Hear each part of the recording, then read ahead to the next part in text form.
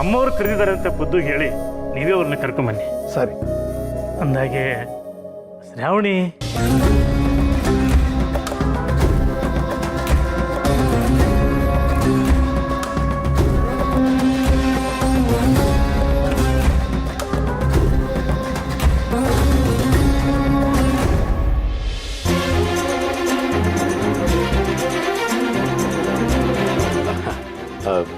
ಇವಳೇ ಶ್ರಾವಣಿ.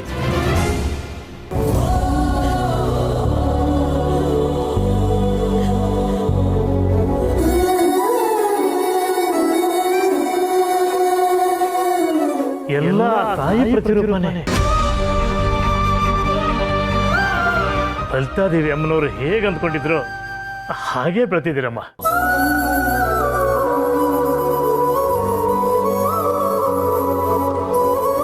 ಮುಖದಲ್ಲಿ ವಿನಯ ಎದ್ದು ಕಾಣ್ತಾ ಇದೆ. ನಿಮಗೆ ಒಳ್ಳೇದಾಗ್ಲಮ್ಮ. ಅಜ್ಜಿಯವರು ನಿಮಗೋಸ್ಕರ ಕಾಯ್ತಾ ಇದ್ದಾರೆ. ಖಂಡಿತ ಬರಬೇಕು.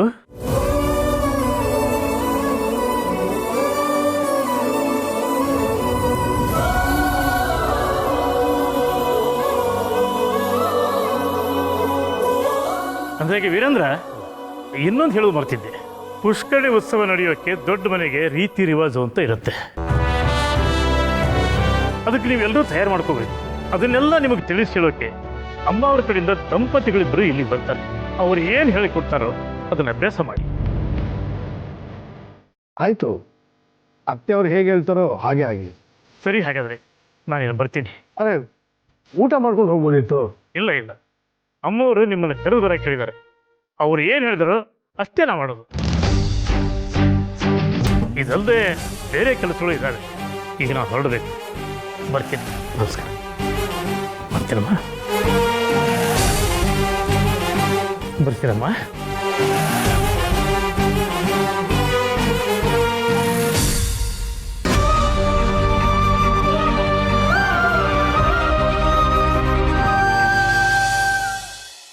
ನನ್ನ ಹೆಸರು ತಗೊಂಡು ಮಾತಾಡ್ತಾ ಇದ್ದಾಗಿತ್ತು. ಏನ್ ಸಮಾಚಾರ? ಸಮಾಚಾರ ಏನಿಲ್ಲ ಕಂತ. ಮತ್ತೆ ಅಪ್ಪ ಏನೋ ತಮಾಷೆ ಮಾಡ್ತಾ ಇದ್ರು, ಅಮ್ಮ ಅದಕ್ಕೆ ರೇಗ್ತಾ ಇದ್ರು ಅಷ್ಟೇ. ಹೌದಾ?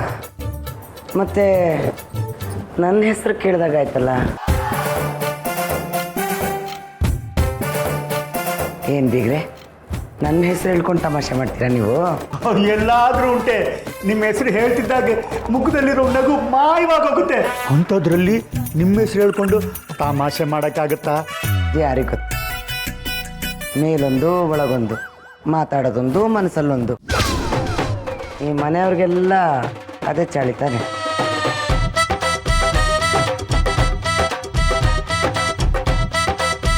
ಕಾಂತ, ಮತ್ತೆ ನಿಮ್ಮ ಬಗ್ಗೆ ಇಲ್ಲಿ ಯಾರು ಏನೂ ಮಾತೇ ಆಡ್ತಿರ್ಲಿಲ್ಲ.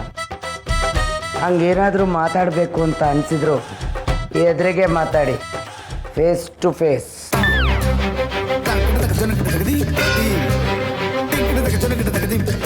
ಸುಮ್ಮನೆ ಅನ್ನಿಸ್ಕೊಂಡು ಬಿದ್ದಿರಕ್ಕೆ ನಾನೇನು ಇಲ್ಲಿ ಬಿಟ್ಟು ಬಿದ್ದಿಲ್ಲ. ಹೌದೌದು, ನೀವೇನು ಬಿಟ್ಟು ಬಿದ್ದಿಲ್ಲ. ಆದರೆ ಸ್ವಲ್ಪ ಕಾಸ್ಟ್ಲಿ. ಏನಂದ್ರೆ? ಏನಿಲ್ಲ ಬಿಗ್ರೆ. ಓ ಮಮ್ಮಿ, ಅವ್ರ ಮನೆ ವಿಷಯ ಅವ್ರೇನೋ ಮಾತಾಡ್ಕತ್ತಾರೆ ನೋಡು. ಬೇರೆಯವ್ರ ಫ್ಯಾಮಿಲಿ ಮ್ಯಾಟ್ರಿಗೆ ನಾವು ಮೂಗ್ ತೂರಿಸ್ಬಾರ್ದು, ಒಳ್ಳೇದಲ್ಲ. ನಡಿ. ಅದು ಸರಿ ಮಗನೇ, ಬೇರೆಯವ್ರ ಮನೆ ವಿಷಯ ನಮಗೆ ಯಾಕೆ? ಏಯ್, ವರ ಕೊಡೋದ ಲಕ್ಷ್ಮಿ, ವರಲಕ್ಷ್ಮಿ, ಸ್ವಲ್ಪ ತಿನ್ನಕ್ಕೆ ಏನಾರು ತಂದು ಕೊಡು. ನನಗೆ ಕಂಡವ್ರ ಮನೆ ವಿಷಯ ಮಾತಾಡೋವಷ್ಟು ಸಮಯ ಇಲ್ಲ ನನಗೆ.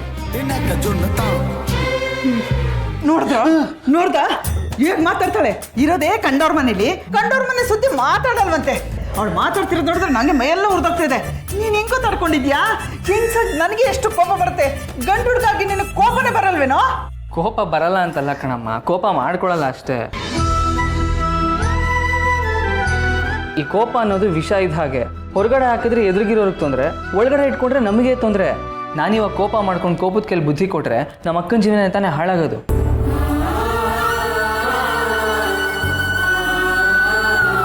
ಅದ್ರ ಬದಲು ಕೋಪನೇ ಮಾಡ್ಕೊಳ್ದೆ ಶಾಂತವಾಗಿದ್ಬಿಟ್ರೆ ಎಲ್ಲ ಸರಿ ಹೋಗುತ್ತಲ್ವಾ?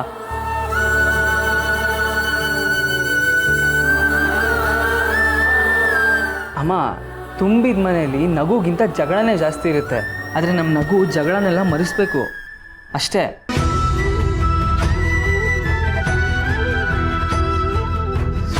ಅವ್ರು ಏನೇ ಹೇಳಿದ್ರು ನಾನು ಹೊಂದ್ಕೊಳ್ಳಲ್ಲ. ನಾನು ಹೊಂದ್ಕೊಂಡಿದ್ದೀನಿ ಅಂದ್ಕೊಂಡು ನೀನು ಹೊಂದ್ಕೊಬೇಡ, ಸರಿನಾ?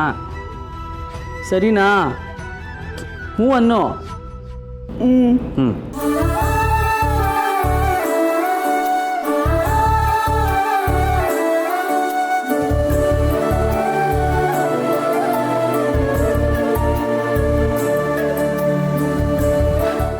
ಬರ್ತೀನಮ್ಮ.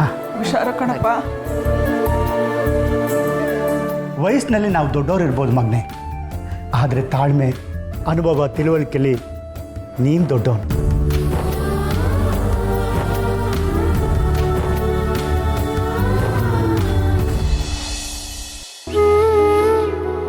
ಚಿಕ್ಕಮ್ಮ, ನನಗಂತೂ ಅಮ್ಮನ ನೋಡೋ ಅದೃಷ್ಟ ಇಲ್ಲ. ಅಮ್ಮನ ಬಗ್ಗೆ ತಿಳ್ಕೋಬೇಕು, ಅಮ್ಮಂಗೆ ಯಾರಾದರೂ ಪರಿಚಯ ಇರೋರಿದ್ರೆ ಅವ್ರ ಜೊತೆ ಮಾತಾಡಬೇಕು ಅಂತ ತುಂಬಾನೇ ಅನ್ಕೋತಾ ಇದ್ದೆ.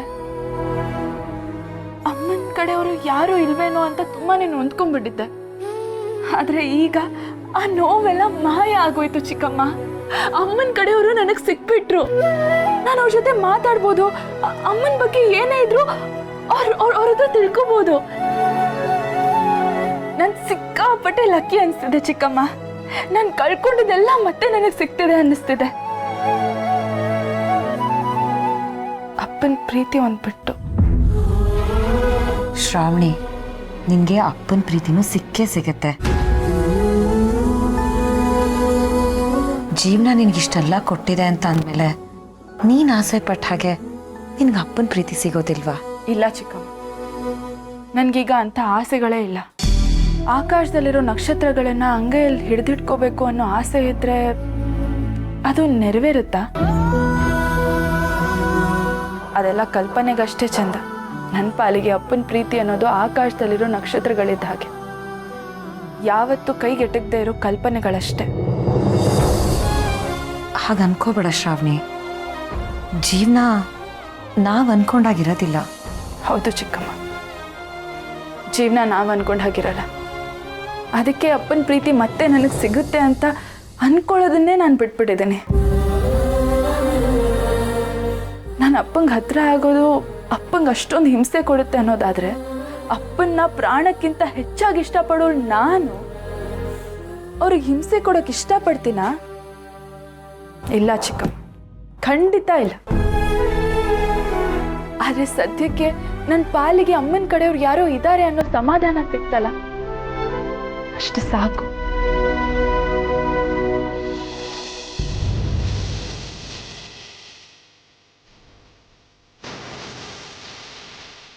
ನರ್ಸಯ್ಯನವರೇ, ಅತ್ತೆಯವ್ರನ್ನ ಕೇಳಿದೆ ಅಂತ.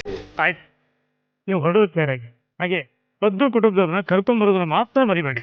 ಖಂಡಿತ. ಇಷ್ಟು ವರ್ಷಗಳಾದ್ಮೇಲೆ ವಂಶದ ಕುಡಿ ಸಾಲಿಗ್ರಾಮಕ್ಕೆ ಹೆಜ್ಜೆ ಆಡ್ತಾ ಇದೆ. ಆ ಕಂಪನಿಗೋಸ್ಕರ ಊರಿಗೂರೇ ಕಾಯ್ತಾ ಇದೆ. ಸರಿ, ನಾನು ಬರ್ತೀನಿ. ಆಗಲಿ.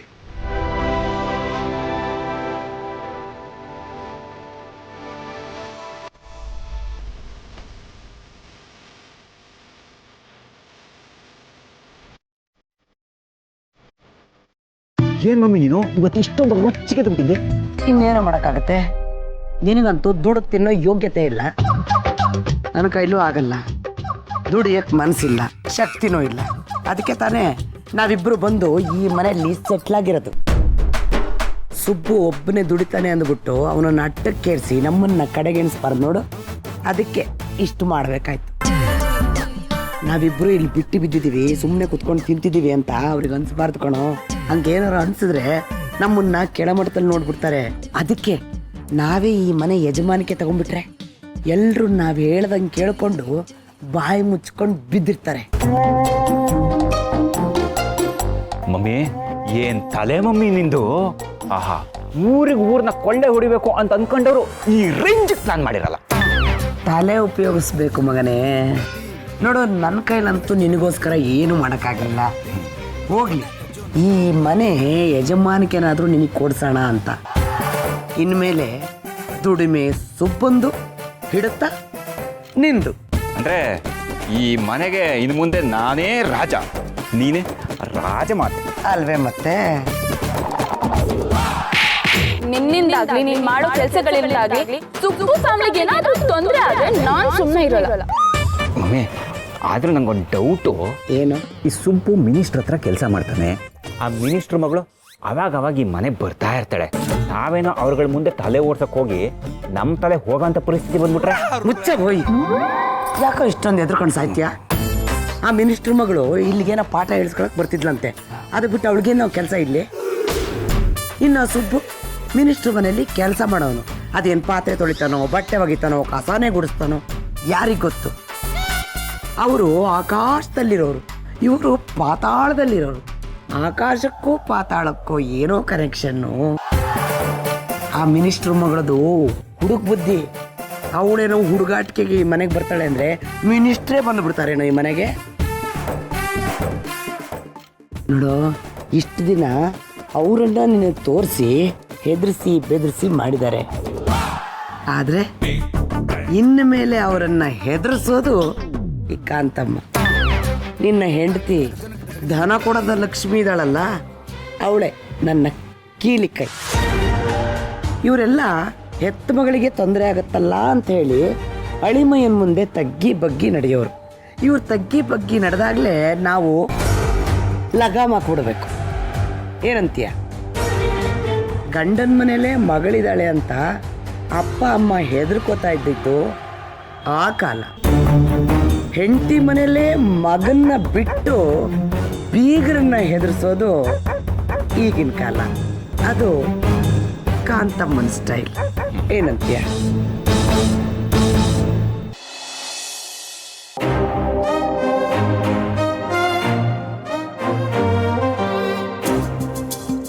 ಒಂದ್ ನಿಮಿಷ.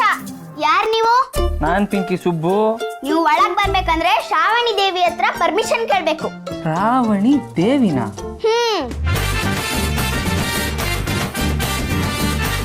ಶ್ರಾವಣಿ ದೇವಿ ಅವರೇ, ಇವ್ರನ್ನ ಒಳಗ್ ಬಿಡ್ಬೋದಾ?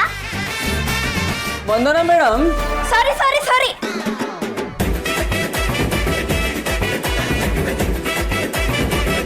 ಏನ್ ಮೇಡಮ್ ಇದೆಲ್ಲ? ಯಾರ್ ನೀನು?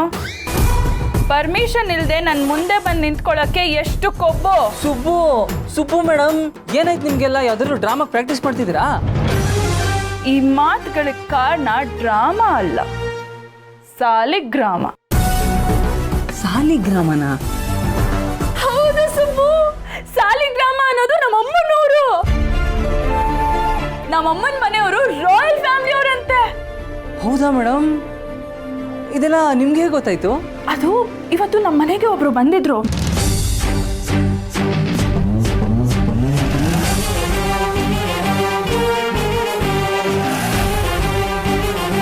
ಬಂದಿದ್ದವರು ನಮ್ಮ ಅಜ್ಜಿ ಮನೇಲಿ ಸುಮಾರು ವರ್ಷದಿಂದ ಕೆಲಸ ಮಾಡ್ತಿದ್ರಂತೆ. ಈ ರಾಜವಂಶಕ್ಕೆ ಇರ್ತಾರಲ್ಲ ಮಂತ್ರಿಗಳು, ಆ ತರ. ಒಟ್ನಲ್ಲಿ ನನಗೆ ನಮ್ಮಮ್ಮನ ಕಡೆಯವರು ಸಿಗ್ಬಿಟ್ರು. ಆದ್ರೆ ಅಮ್ಮನ ವಿಷಯ ಕೇಳ್ತಿದ್ದ ಹಾಗೆ ಅಷ್ಟು ಕೋಪ ಮಾಡ್ಕೊತಿದ್ದಪ್ಪ. ಅವ್ರು ಬಂದಿದ ತಕ್ಷಣ ಅವ್ರಿಗೆ ಯಾಕೆ ಅಷ್ಟು ಗೌರವ ಕೊಡ್ತಿದ್ರು ಅನ್ನೋದೇ ಗೊತ್ತಾಗ್ಲಿಲ್ಲ ಸುಬ್ಬು. ನೀವೇ ಹೇಳಿದ್ರಲ್ಲ ರಾಯಲ್ ಫ್ಯಾಮಿಲಿ ಅಂತ, ಮೋಸ್ಟ್ಲಿ ಅದಕ್ಕೆ ಗೌರವ ಕೊಡ್ತಿದ್ರು ಅನ್ಸುತ್ತೆ. ಏನೋ ಸುಬ್ಬು, ಅದೆಲ್ಲ ನನ್ಗಷ್ಟು ಅರ್ಥ ಆಗ್ಲಿಲ್ಲ. ಅವ್ರು ಇನ್ನೊಂದ್ ಮಾತು ಹೇಳಿದ್ರು. ಸಾಲಿಗ್ರಾಮಕ್ಕೆ ಪೂಜೆಗೆ ಬರುವಾಗ ಪದ್ಮನಾಭನ್ ಮನೆಯವ್ರನ್ನು ಕರ್ಕೊಂಬನ್ನಿ ಅಂತ ಒತ್ತಿ ಹೇಳ್ತಿದ್ರು. ಅವರು ನಿಮ್ ತಂದೆನೇ ತಾನೇ? ಹೌದು, ನಮ್ಮಪ್ಪನೇ. ಅವ್ರಿಗೆ ನಮ್ಮಪ್ಪನ ಪರಿಚಯನೂ ಇದೆಯಾ ಮೇಡಮ್? ಪರಿಚಯ ಅಲ್ಲದೆ ಕರೀತಾರ ಸುಬ್ಬು. ಅವರು ಕರೆದಿದ್ದಾರೆ, ನಾವು ಹೋಗ್ತಿದ್ದೀವಿ ಅಷ್ಟೇ.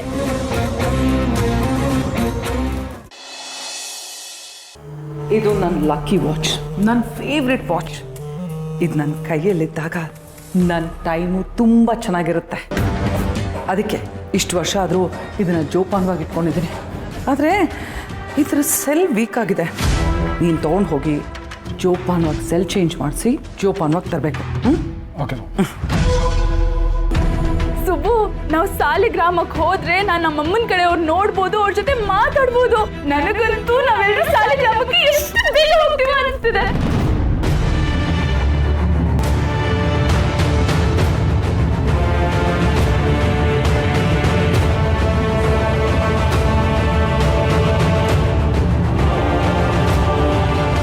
ಮಾಮ್, ಏನಾಯ್ತು ನಿಂಗೆ? ಇವಳು ಯಾಕೆ ಸಾಲಿಗ್ರಾಮ ಅಂತ ಹೇಳ್ತಿದ್ದಾಳೆ? Mom, what is this? Lucky watch. ನನ್ನ ಟೈಮ್ ತುಂಬಾ ಚೆನ್ನಾಗಿರುತ್ತೆ. ಇದು ನನ್ನ ಪ್ರಾಣ ಅಂತೆಲ್ಲ ಹೇಳಿ ನೀನೇ ವಾಚ್ನ ಕೆಳಗೆ ಬಿಡಿಸ್ಬಿಟ್ಟಿಯಲ್ಲ. ಏನಾಗಿದೆ ಮಾಮ್? ಶ್ರಾವಣಿ ಬಾಯಲ್ಲಿ ಯಾವಾಗ ಸಾಲಿಗ್ರಾಮ ಅನ್ನೋ ಹೆಸರು ಬಂತೋ ಆಗ್ಲೇ ನನ್ನ ಟೈಮ್ ಹಾಳಾಗ್ತಿದೆ ಅಂತ ಅರ್ಥ. ಇಲ್ಲ, ಇವಳಲ್ಲಿಗೆ ಹೋಗ್ಬಾರ್ದು. ಇವಳೇನಾದ್ರೂ ಸಾಲಿಗ್ರಾಮಕ್ಕೆ ಹೋದ್ರೆ ನಾನಿಷ್ಟು ವರ್ಷ ಕಷ್ಟಪಟ್ಟು ಕಟ್ಟಿರೋ ದ್ವೇಷದ ಕೋಟೆ ಹೊಡೆದು ನುಚ್ಚು ನೂರಾಗೋಗುತ್ತೆ. ಇಲ್ಲ, ಇವಳು ಹೋಗ್ಬಾರ್ದು. ಮಾಮ್, ಮಾಮ್, ಸಾಲಿಗ್ರಾಮ ಅಂತ ಹೆಸರು ಕೇಳ್ತಿದ್ದಾಗೆ ಛೇ, ಮಾಮ್ ಯಾಕೆ ಆಡ್ತಿದ್ದಾಳೆ? ಅವ್ರು ಬಂದಾಗಂತೂ ಸುಬ್ಬು ಅವ್ರಿಗಪ್ಪನ ಬಗ್ಗೆ ಹೇಗೆ ಗೊತ್ತಿರೋಕ್ಕೆ ಸಾಧ್ಯ? ಅಪ್ಪ ಬರೀ ಡ್ರೈವರ್ ಆಗಿದ್ದೆ, ಅದು ಸ್ವಲ್ಪ ದಿನ ಅಷ್ಟೇ ಅಲ್ಲಿ ಕೆಲಸ ಮಾಡ್ತಿದ್ದೆ ಅಂತ ಹೇಳಿದ್ರು. ಆದರೆ ಅವ್ರ ಹಬ್ಬಕ್ಕೆ ಅಪ್ಪನೂ ಬರಬೇಕು ಅಂತ ಕರೆದಿದ್ದಾರೆ. ಯಾಕಪ್ಪ ಸಾಲಿಗ್ರಾಮದ ಬಗ್ಗೆ ಇದುವರೆಗೂ ನನಗೇನು ಹೇಳೇ ಇಲ್ಲ? ಅವ್ರಿಗಪ್ಪನ ಬಗ್ಗೆ ಹೇಗೆ ಗೊತ್ತಿರೋಕ್ಕೆ ಸಾಧ್ಯ? ಇಷ್ಟೆಲ್ಲ ಆಯ್ತು ಸುಬ್ಬು, ನಿನ್ಗೂ ಖುಷಿ ಆಗ್ತಿದ್ಯಲ್ಲ ನಾವು ಸಾಲಿಗ್ರಾಮಕ್ಕೆ ಹೋಗ್ತಿದೀವಿ ಅಂತ? ಹಾಂ ಮೇಡಮ್, ನಾನು ಈಗಿಂದೀಗಲೇ ಮನೆಗೆ ಹೋಗಬೇಕು. ಅರ್ಜೆಂಟಾಗಿ ಒಂದು ಸ್ವಲ್ಪ ಕೆಲಸ ಇದೆ, ಬರ್ತೀನಿ. ಅಲ್ಲ ಸುಬ್ಬು, ಏ ಸುಬ್ಬು.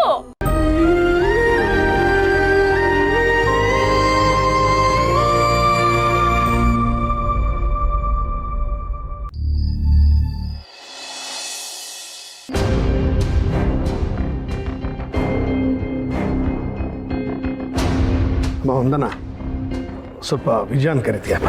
ಹಾಂ ಬಾಬಾ.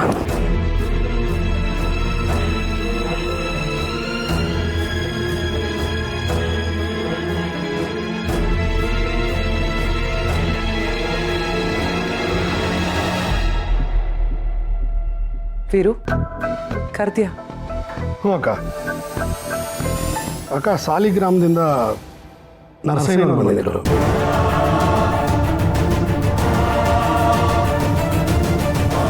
ಅವರು ಪುಷ್ಕರಣಿ ಉತ್ಸವ ಮಾಡ್ತಾ ಇದ್ದಾರಂತೆ, ನಮ್ಮೆಲ್ಲರನ್ನು ಕರೆಯಕ್ಕೆ ಬಂದಿದ್ರು. ಹಾಗಿದ್ರೆ ಸಾಲಿಗ್ರಾಮದ ವಿಷಯ ಶ್ರಾವಣಿಗೆ ಗೊತ್ತಾಗಿದ್ದು ನರ್ಸಯ್ಯನಿಂದ.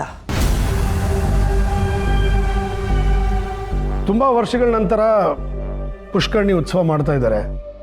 ಅದಕ್ಕೆ ಖುದ್ದಾಗಿ ಅತ್ತೆಯವರೇ ಹೇಳಿ ಕಳಿಸಿದ್ದಾರೆ. ನಮ್ಮ ಜೊತೆಗೆ ಪದ್ದು ಫ್ಯಾಮಿಲಿನೂ ಕರ್ಕೊಂಡು ಹೋಗ್ಬೇಕು ಅಂತ ಹೇಳಿದ್ದಾರೆ. ಹಾಗಾಗಿ ನಾವು ಸಾಲಿಗ್ರಾಮಕ್ಕೆ ಹೋಗ್ತಾ ಇದ್ದೀವಿ.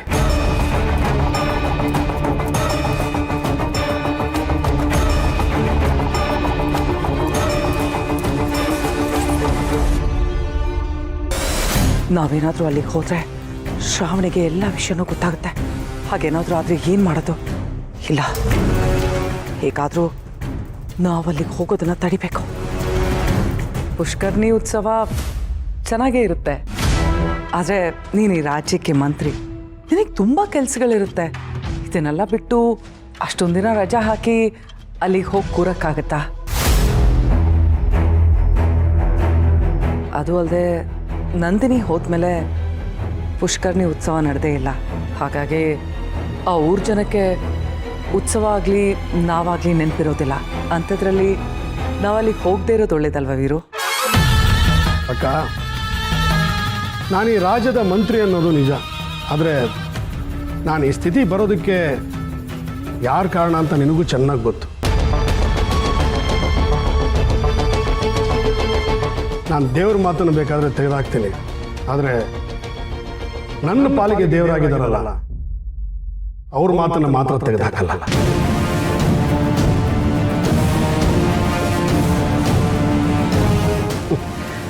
ನನಗೆ ಬದುಕು ಸಿಕ್ಕಿರೋದೇ ಅವರಿಂದ. ನನ್ನ ಕೆಲಸದ ಒತ್ತಡಗಳಿಂದ ಅವ್ರ ಮಾತನ್ನು ಮೀರೋ ಪರಿಸ್ಥಿತಿ ಬಂದರೆ ನಾನು ಮಂತ್ರಿ ಸ್ಥಾನಕ್ಕೆ ರಾಜೀನಾಮೆ ಕೊಡ್ತೀನಿ. ಆದರೆ ಅತ್ತೆ ಮಾತನ್ನು ಮಾತ್ರ ಮೀರಲ್ಲ.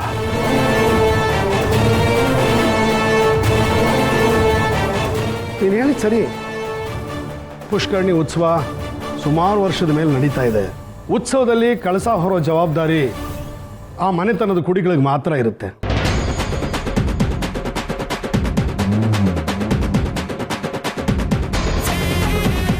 ಅದಕ್ಕೋಸ್ಕರ ಊರು ಜನ ನಮಗಾಗಿ ಕಾಯ್ತಾ ಇರ್ತಾರೆ. ಆ ಮನೆ ಸಂಪ್ರದಾಯ ನನ್ನ ಸ್ವಂತ ಕಾರಣಗಳಿಂದ ತಪ್ಪಿಸೋದು ನನಗಿಷ್ಟ ಇಲ್ಲ.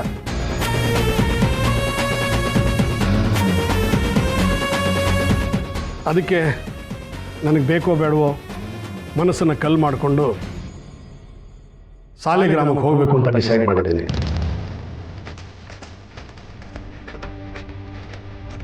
ನಾವೆಲ್ಲರೂ ಪುಷ್ಕರಣಿ ಉತ್ಸವಕ್ಕೆ ಸಾಲಿಗ್ರಾಮಕ್ಕೆ ಹೋಗ್ತಾ ಇದ್ದೀವಿ.